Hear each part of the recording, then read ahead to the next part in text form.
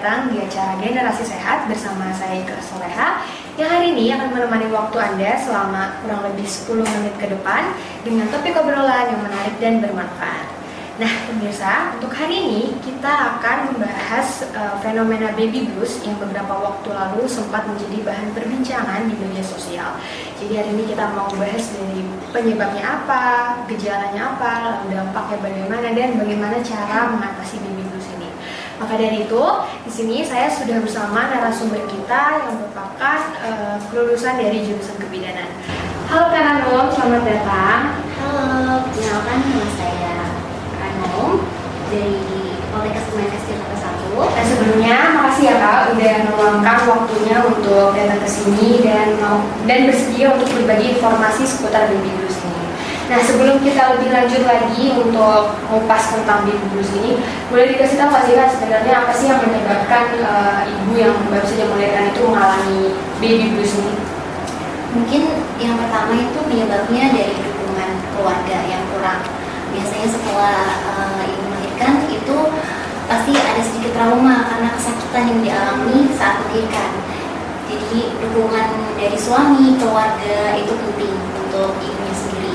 Lalu kemudian istirahat yang cukup, lalu makanan yang teratur. Karena kan setelah melahirkan itu ada masa nifas ya. Jadi masa nifas itu masa-masa di mana ibu tuh harus makan makanan yang bergizi karena untuk bayinya juga, untuk menghasilkan produksi ASI yang banyak untuk bayinya. Kalau untuk gejala ciri-ciri orang ibu yang baru saja melahirkan mengalami baby blues itu contohnya kayak apa Kak? Mungkin yang pertama stres, terus susah tidur. Dia biasanya suka menyendiri, kayak misalnya bengong sendiri gitu kan, kayak dia bingung harus ngapain. Terus dia juga tidak merasakan kesenangan setelah melihat bayinya sendiri. Berarti apakah ibu-ibu yang baru saja melahirkan lalu mengalami baby blues itu apakah berdampak pada hubungan dia dengan anaknya itu?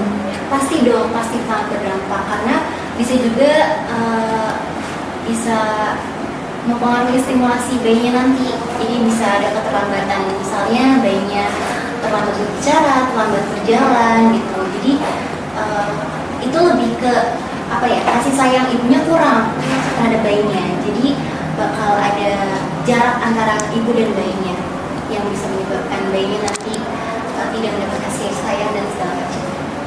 Oke, ini aku benar penasaran. Jadi apakah berarti baby blues itu udah pasti akan menyerang ibu-ibu yang baru melahirkan Kak? Biasanya awal, misalnya anak pertama yang biasanya baru hamil, pasangan-pasangan muda yang misalnya mungkin dia belum siap gitu, belum siap untuk menjadi orang tua, lalu dia dihadapkan dengan rasa sakit saat melahirkan, kemudian nanti dia bakal mengasuh anak itu sendiri gitu loh. Jadi mungkin adaptasinya kurang nanti saat setelah melahirkan. Berarti apakah baby blues ini bisa dicegah Kak? Bisa, mungkin dicegahnya support dari suami, keluarga terdekat, lalu membagi tugas. Jadi jangan apa-apa istri, apa-apa istri. Jadi kayak suami harus ikut peran dalam kerja, maksudnya dalam rumah tangga gitu. Jadi mungkin support yang penting itu support dari keluarga dan suami. Support itu sangat dibutuhkan ya untuk ibu-ibu yang baru saja melahirkan.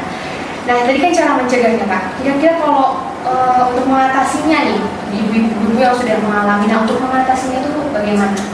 Mengatasinya bisa mungkin suaminya bisa nanti diajak refreshing gitu kan, supaya nanti tidak tambah stres. Karena nanti kalau seandainya tambah stres itu bisa masuknya ke depresi postpartum. Itu lebih penanganannya lebih harus yang ahli. Jadi harus dengan penanganan oleh psikologi gitu. Nah kira-kira untuk lama waktunya seorang ibu yang baru saja melahirkan itu mengalami baby blues ini kira-kira seberapa lama Kak? Biasanya cenderung yang dialami oleh ibu dengan baby blues ini antara 2 sampai 3 hari.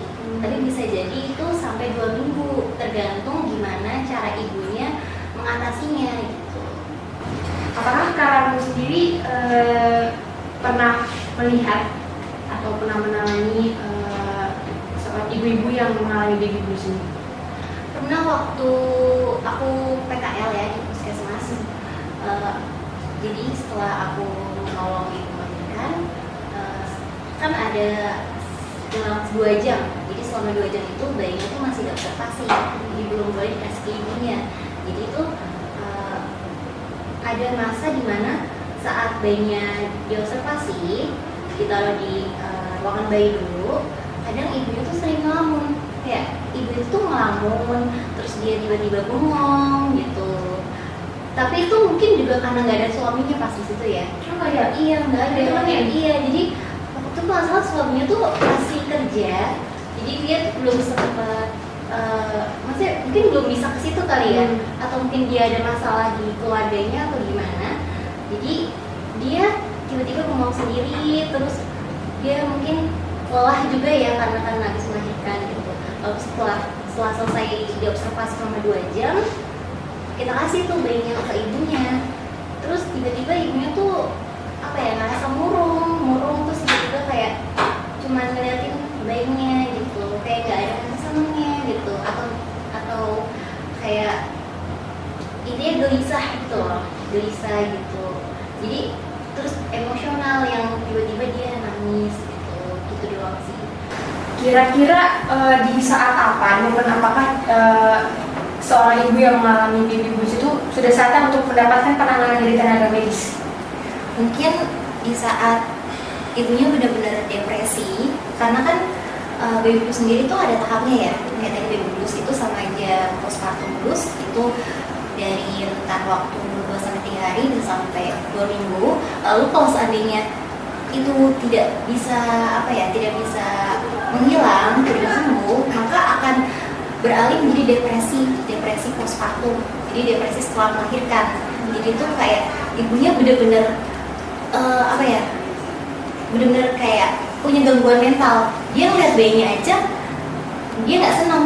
Kayak dia tuh ngerasa bayinya itu hadir dalam kehidupan dia, malah mengambil alih kehidupan, maksudnya kayak mengganggu. Jadi dia tidak diperhatikan oleh keluarganya. Jadi semua orang itu cuman melihat bayinya.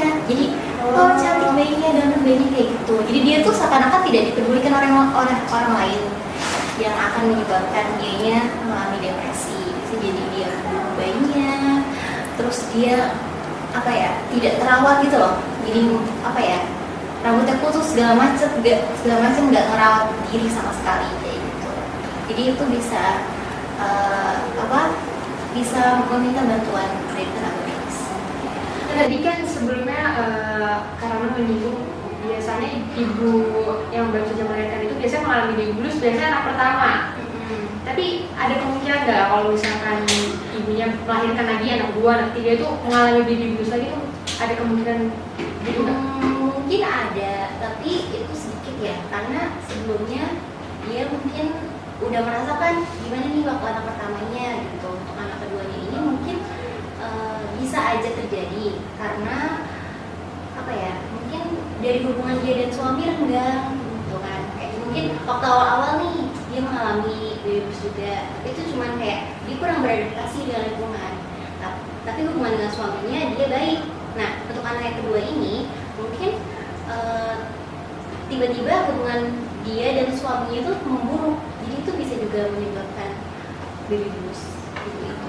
Terima kasih Kak Ranum sudah datang dan mau sharing informasi mengenai baby blues ini. Terima kasih juga untuk pemirsa yang di rumah yang sudah bergabung dengan kita. Sampai jumpa di generasi sehat selanjutnya. Saya Iqra Soleha, mohon pamit undur diri. Sampai jumpa.